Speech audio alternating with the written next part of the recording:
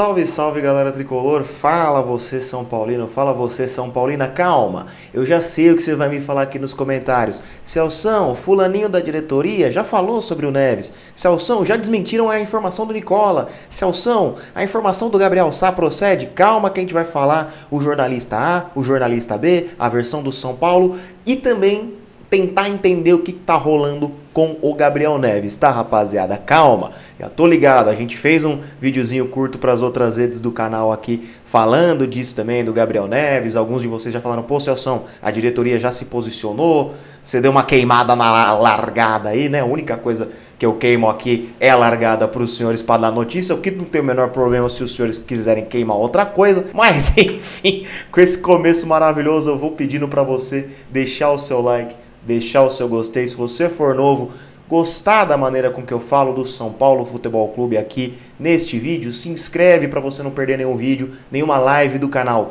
E falando em live, eu quero pedir desculpa para os senhores, porque a live de ontem deu problema no meu microfone por volta, acho que das 7h20 da noite, não, 7h20, eu nem lembro mais ou menos, por volta das 7h10 da noite, a gente estava ali a uma meia hora quase no ao vivo, 25, 26 minutos no ao vivo, meu microfone deu problema e eu não consegui arrumar a pelo menos até umas 10, 11 da noite. Então, senhores, vocês me perdoem.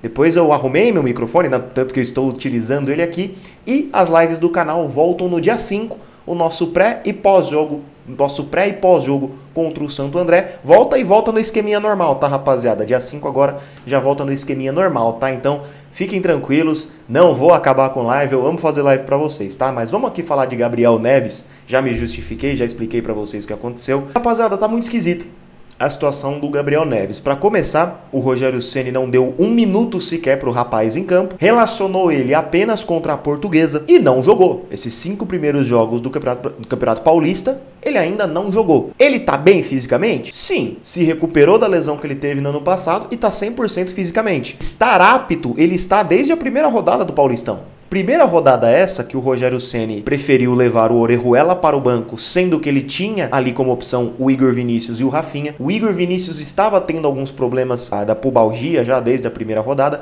e talvez não fosse relacionado para a primeira rodada contra o Ituano, o que deixou o Neves de fora. O Orejuela foi chamado, o Ferrarese foi chamado, o Galopo eu não me lembro. O Galopo foi porque o Alan Franco e o Jackson ainda não tinham chego, então eram 2 vagas a menos. O único que poderia ficar de fora era o Neves e ficou, né? Ou o Neves ou o Orejuela. Então desde o início o Rogério já deu uma preterida no Gabriel Neves. Gabriel Neves este, que também ano passado o Rogério Ceni fazia questão de criticar em algumas coletivas. Às vezes de forma desnecessária, até às vezes em bons jogos do Neves. E a gente até questiona aqui, pô, beleza, o treinador pode criticar o jogador, mas por que parece que tem jogador que pode entrar no campo, abaixar o calção e fazer cocô no campo, para não falar outra coisa para os senhores, que o ouvido de vocês não é pinico, e o Rogério não vai falar nada? Porque a gente já viu isso acontecer. Eu, por exemplo, na minha visão, o Ferrarese fez uma ótima partida contra o Atlético Mineiro, num empate, inclusive. O resto do time foi muito mal, mas enfim, o Ferrarese pra mim foi muito bem, deu lançamentos, foi o zagueiro construtor que o Ceni tanto pede, e mesmo assim sofreu críticas na coletiva. Então, já vamos começar. Ano passado, sofria com críticas públicas do Rogério Ceni. Teve poucas oportunidades, chegou a ser mencionado no Independiente da Argentina, uma suposta proposta, um suposto interesse de repassar o empréstimo, né, que antes ele estava emprestado, né, já vou chegar também na contratação do Neves, mas ele estava emprestado ao São Paulo, parecia que seria repassado o empréstimo do Independiente do São Paulo para o Independiente, não rolou o negócio, o Rogério deu mais oportunidades para ele, que foram naqueles 2 jogos contra o Palmeiras, ele foi muito bem e não saiu mais do time titular, preenchendo a vaga de primeiro volante do Ceni, sendo que o Gabriel Neves foi contratado lá na época do Crespo para jogar como segundo volante, é na posição que ele mais jogou no Nacional do Uruguai, onde ele se destacou, a ponto do São Paulo, princípio com indicação do Crespo, trazer o jogador. Ceni não utilizou ele como segundo volante, utilizou como primeiro e foi muito bem. Chega novembro, e em novembro, se vocês pegarem as entrevistas da época de Belmonte, de Casares, as pessoas que falaram da contratação de forma definitiva do Gabriel Neves, que custou 8.600.000 reais em novembro, 8,6 milhões de reais. Se vocês pegarem as entrevistas da época, não, o Neves já se provou aqui. O Neves é o nosso primeiro grande reforço para o ano que vem. O Neves, porque o Ceni aprovou.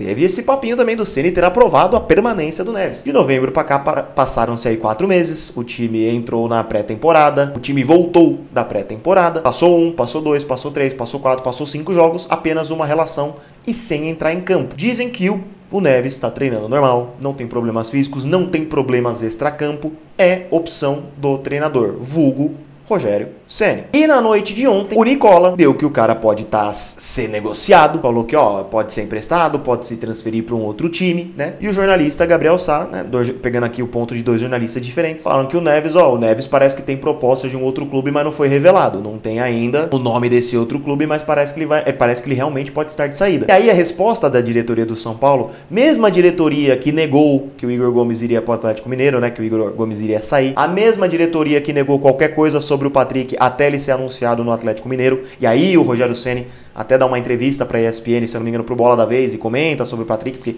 recebeu uma oferta financeiramente muito melhor, não tinha como segurar, mas a gente sabe o que aconteceu com o Patrick. Então, por mais que a diretoria esteja desmentindo, desmentiram também sobre a saída de todos os atletas que saíram, tá? Tirando os que encerravam contrato, como Miranda, Éder, o Reinaldo ainda deram uma titubeada para ele sair. Todos esses caras, eles primeiro negam e depois eles admitem, tá, rapaziada? Então, isso que me deixa com medo, tá?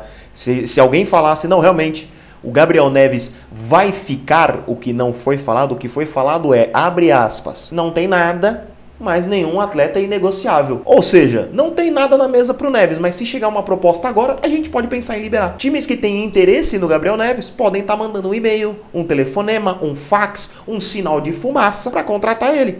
Mandar para o São Paulo para tentar contratar o Neves. Ou seja, se ele sair amanhã, não se surpreendam. Isso para mim não é negar boato. Isso para mim não é cravar a permanência do atleta. Para mim há uma enorme incoerência. Não sei dizer se é incompetência, se é incoerência, se é burrice, porque se eles não tinham interesse em contar com o Neves, por que compraram o cara por 8 milhões e meio, 8 milhões e 600 em novembro? E como é que em 5 jogos... Gente, lembrando, a CBF está colocando uma discussão no ar de aumentar o limite de estrangeiros. Ou seja, talvez realmente o Gabriel Neves não tenha tanta oportunidade no Campeonato Paulista, seja por conta do lateral direito que a gente não tem e tá tendo que usar o Orejuela, seja por conta de outros jogadores. Mas, cara, como é que tá pondo isso em discussão? Não sabe ainda se no brasileiro vai ou não ter o limite de estrangeiro e já quer se livrar do cara? Um cara que já demonstrou ser útil, um cara que já demonstrou seu futebol, um cara que demonstrou sua qualidade pegada na marcação, boa saída de bola. Ele não é um cara que tem um bom chute de fora da área como o Pablo Maia, mas todos os outros requisitos de um bom primeiro volante ele tem. Bom primeiro, bom segundo volante. Tem até gente que brinca, pô, ele jogando na função do Nestor. Cara, pra mim,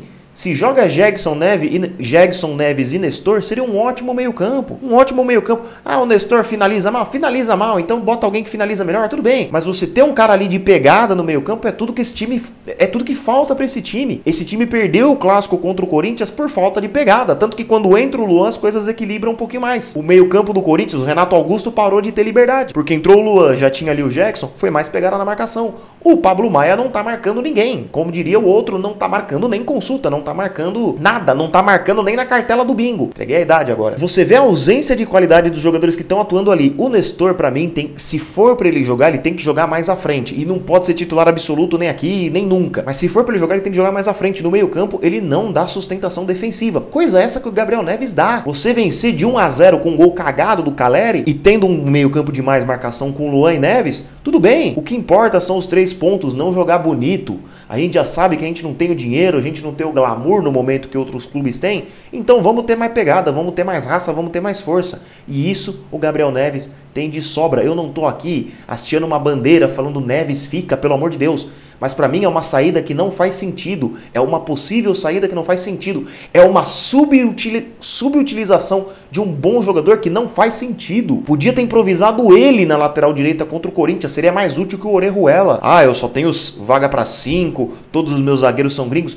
Pô, beleza, Rogério. Mas dá uma oportunidade pro cara. Pelo amor de Deus, a gente não viu com que perna chutava o Bustos dentro de campo. Ah, o Bustos é maravilhoso? É o novo Messi? Não. Tá tendo problemas lá no Talheres também, não sei se ele tá jogando, mas, cara, a gente queria ver. O torcedor quer ver com seus próprios olhos quem pode ou quem não pode ajudar. Quando só fica desse negócio de, porque no treino o Erisson chegou e já vai jogar domingo. O David saiu do aeroporto já colocando a camisa e jogando contra a Ferroviária. Então não vem com esse papinho de quem treina, quem não sei o quê. Não, é quem você prefere, sempre.